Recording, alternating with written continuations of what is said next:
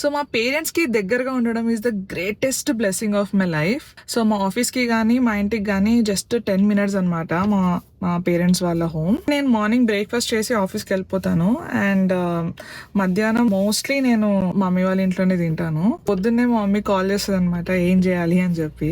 So ఎంతమందికి ఉంటుంది ఆ ప్రివిలేజ్, ఎంతమంది ఫ్రెండ్స్ ఉన్నా, ఎంతమంది వెల్ విషర్స్ ఉన్నా, పేరెంట్స్ ఇచ్చే లవ్ అనేది I think it is irreplaceable. అందులోనూ మా పేరెంట్స్ అసలు they are like example to this generation. So మా మమ్మీ యాక్చువల్ గా ఊరెళ్ళారనమాట.